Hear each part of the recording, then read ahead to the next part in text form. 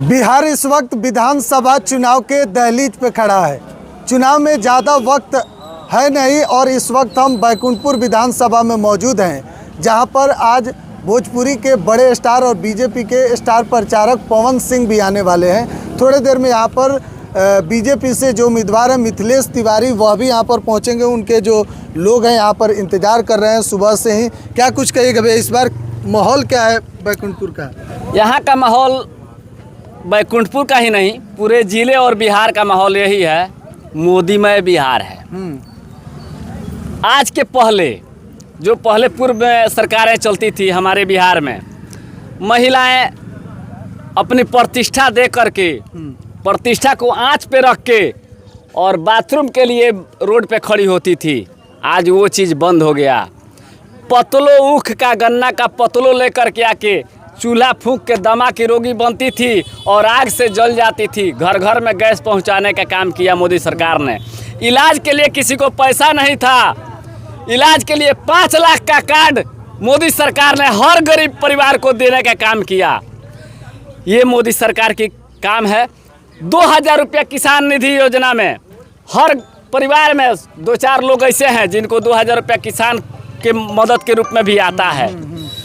Ration हर घर free, ration की जो व्यवस्था थी, बहुत सारे लोग पहले भूखे मरते थे, भूखे रहते थे, इंतजार करते थे कि कौन बाबू आई हैं, कौन दादा आई हैं तो हमरा के राशन मिली। आज वो भूखमरी नहीं है, अब राशन घर घर में पहुंचता बिना पैसा के। तो ये मोदी सरकार की कामना है और मोदी सरकार की ये बहुत बड़ी लड़ाई है। जंगल पहले मेरी महिला या गांव के किसी भी समाज जितने लोग भाई बंधु यहाँ हैं, बाइक चलाने के लिए भी या गाड़ी चलाने के लिए भी रात को रोड पे नहीं निकलते थे। आज नहीं, धड़क 12 बजे रात को, 1 बजे रात को भी लोग गाड़ी अकेले चला के आते हैं, कोई रोड में पूछने वाला नहीं मिलता है। कारण कि ये मोदी और नीतीश सरकार की देन है।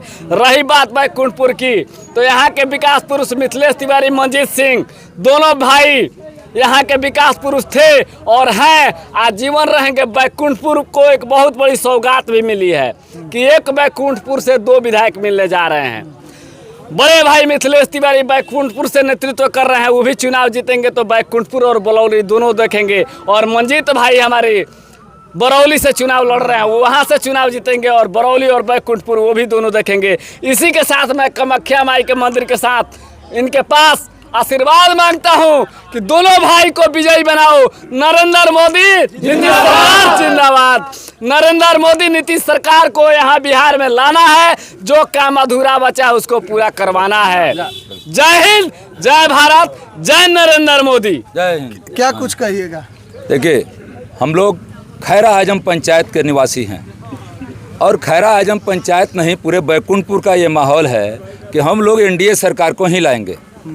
एनडीए सरकार की बहुत सारी उपलब्धि है, अभी हमारे मित्र सब बताए हैं। अभी बहुत सारा ऐसा है जो बताया जाए तो बताने के लिए भी कुछ लंबा टाइम चाहिए, लंबा टाइम चाहिए। अभी 125 यूनिट बिजली बहुत सारे घरों में फ्री आ रही है, ये भी एक उपलब्धि है। 24 घंटा बिजली हम लोग कभी देखे नहीं थे, हमारे कई पीढ़ी ऐसी बीत गई कि हम लोग बिजली नसीब नहीं था, नहीं देखे थे। आज हम लोग बिजली पा रहे हैं, अच्छी सड़क पा रहे हैं।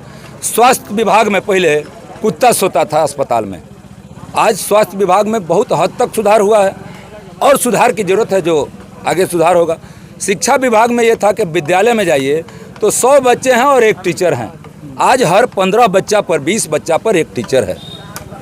पोशाक योजना, छात्रवृत्ति योजना, साइकिल योजना, 3rd डिवीज़न से भी लड़की अगर ग्रेजुएशन कर जाती है तो 50,000 रुपया उसके खाते में आ जाता है। ये कभी किसी सरकार ने सोचा था? आज छात्राओं के उत्थान के लिए ये सब चीज़ हो रहा है। हमारे यहाँ देखिए एएनएम कॉलेज इस क्षेत्र के लिए माननीय विधायक मिथिलेश जी तिवारी जी द्वारा ITI कॉलेज डुमरिया में, मंजीत बाबू का भी कार्यकाल बड़ा सुनहरा यहाँ रहा है। और हम सभी बैकुंठपुर वासी मंजीत बाबू और उनके स्वर्गीय पिताजी के भी ऋणी हैं। जब तक बैकुंठपुर रहेगा तब तक ब्रजकिशोर बाबू और मंजीत बाबू का भी नाम रहेगा। तेजस्वी यादव जो मैनिफेस्टो जारी किए हैं, हर घर नौकरी की बात कर रहे हैं, कह रहे हैं कि गैस तो है लेकिन बहुत महंगा है, 500 रुपये में हम गैस देंगे। वो जो योजना बनाए हैं और बता रहे हैं, आपके जैसे सज्जन लोग, मीडिया वाले लोग उनसे पूछ रहे हैं कि ये बजट कहाँ से लाइएगा, बिहार का बजट क्या है। बिहार का बजट 3 लाख करोड़ है और आप जो हर घर में कह रहे हैं तो 12 लाख करोड़ चाहिए आपको सैलरी देने के लिए। तो जितना शिक्षा दीक्षा उनके पास है उसके हिसाब से अपना वो बजट बना लिए हैं। कहाँ से लाएंगे? सब लोग हम लोग अगर नौकरियाँ पालेंगे तो फिर बाकी रह कौन जाएगा, आएगा कहाँ से? नौकरी के लिए सरकार, अच्छी सरकार आएगी, वो ज़रूर नौकरी सृजित करेगी। इंडस्ट्रियल हब बिहार भी बनेगा।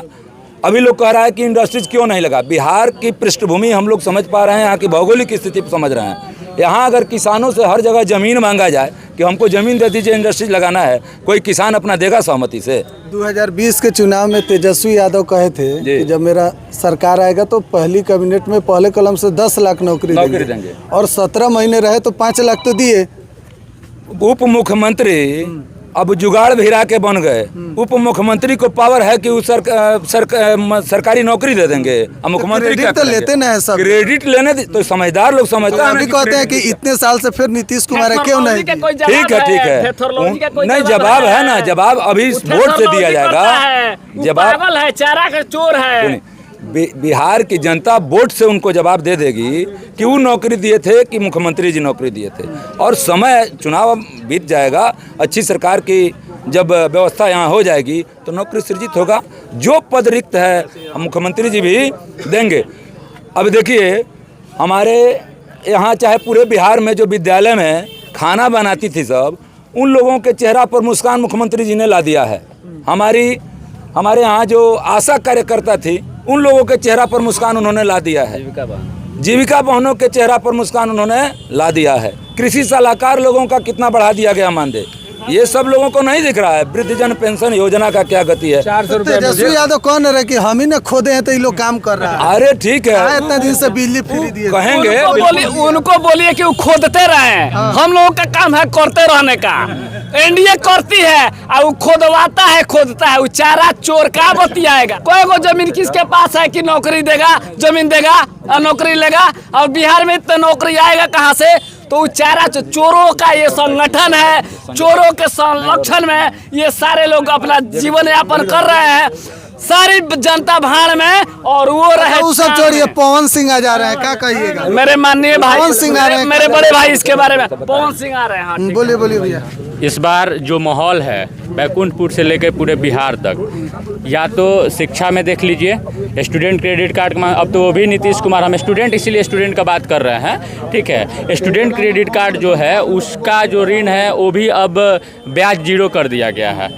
और उसके अलावा रोजगार के लिए, चाहे प्रधानमंत्री एम्प्लॉयमेंट जनरेशन स्कीम हो, चाहे फार्मर वाले जो स्कीम है, सारे स्कीम का MSME जो है इसमें करना, इसके जो 100 प्लांट्स बैठाने की बात करी जा रही है, या फिर जो सेमीकंडक्टर इंडस्ट्री बैठाने की बात करी जा रही है, IT सेक्टर को डेवलप करने की बात की जा रही है। ये सारे चीज़ युवाओं के लिए एक बहुत सुनहरा भविष्य लिखा जा रहा है। जो गड्ढा था वो भर चुका है, अब है तेज़ रफ्तार गाड़ी दौड़ाने का, जो कि आगे आने वाला समय में बिहार में दौड़ने जा रहा है। और मोदी जी का जो संकल्प पत्र होता है ना, वो हम सब देख रहे हैं पिछले 11 साल से केंद्र में और यहाँ 15-20 साल से बिहार में। वो संकल्प पत्र नहीं, एक ऐसा भरोसा होता है जिस पे सब लोग आज भरोसा कर रहे हैं। जीविका दीदी को ही देख लीजिए। तो चुनाव के समय में तो घोषणा पत्र दिया जाता है, इससे पहले भी तो बोले थे मोदी जी 2 करोड़ लोगों देखिए, को नौकरी देंगे। नौकरी और रोजगार की बात करते हैं, आप चले जाइए। रोजगार में कर रहे हैं कि रील्स बनाइए रोजगार। अच्छा एक बात बताइए, स्टार्टअप इंडिया के माध्यम से कितने स्टार्टअप आज रजिस्टर्ड हुए हैं? कितने स्टार्टअप रजिस्टर्ड हुए? आप अभी माइक पकड़ के खड़ा हैं, ये भी एक प्रकार का स्टार्टअप ही है।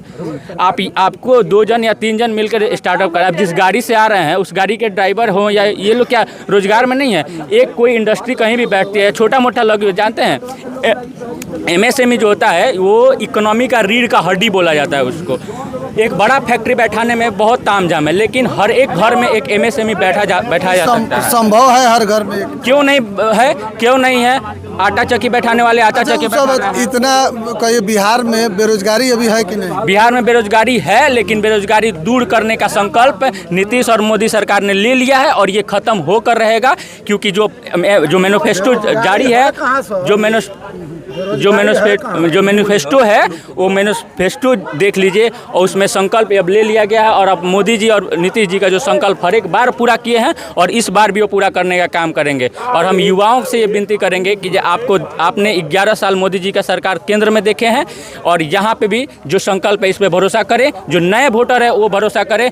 जैसे आप का भविष्य पढ़ाई से लेकर के या 9th 10th से लेकर के 12th और स्टूडेंट क्रेडिट कार्ड के माध्यम से हायर सेकेंडरी और हायर स्टडी के लिए भेजने का काम किया गया है, वैसे ही जो आगे आपके नौकरी और रोजगार का बात यहाँ जो मोदी सरकार और नीतीश सरकार ने की है उसको भी वो पूरा करने का काम करेंगे। और हम युवा एकजुट हैं, एनडीए के साथ है, किसी भी भरम में नहीं पड़ने वाले हैं।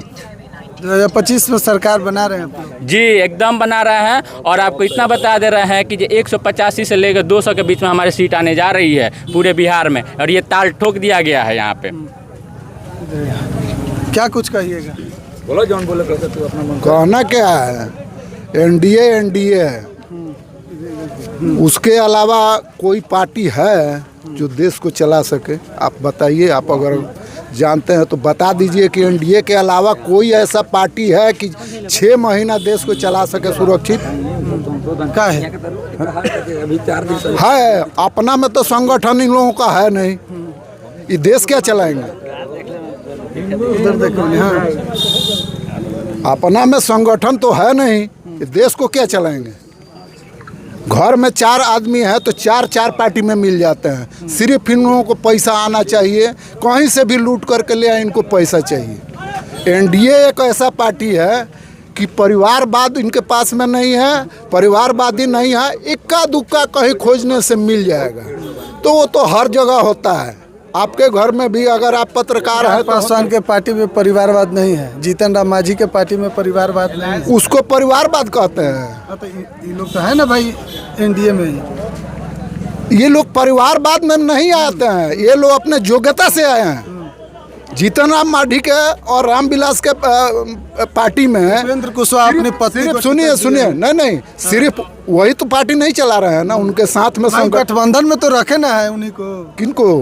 ये सब लोग गठबंधन में तो है तो ना। गठबंधन में तो रहेंगे, नहीं रहेंगे। अगर योग्य आदमी इस गठबंधन में नहीं रहेगा तो अयोग्य आदमी को रख के क्या करेंगे? तो फिर यानी कि विचारधारा से समझौता। विचारधारा बस जो सनातन का सपोर्ट करता है वही विचारधारा हम लोगों के साथ है जी। सनातन के विपक्ष में रहने वाले को यहाँ जगह नहीं है। जो सनातन को सपोर्ट करता है वही विचारधारा है और वही विचारधारा को हम लोग लेकर के चलते हैं। तो सनातन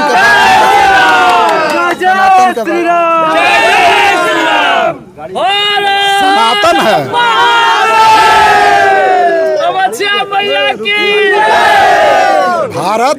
भारत सनातन से बना है और सनातन ही इस देश को चला सकता है।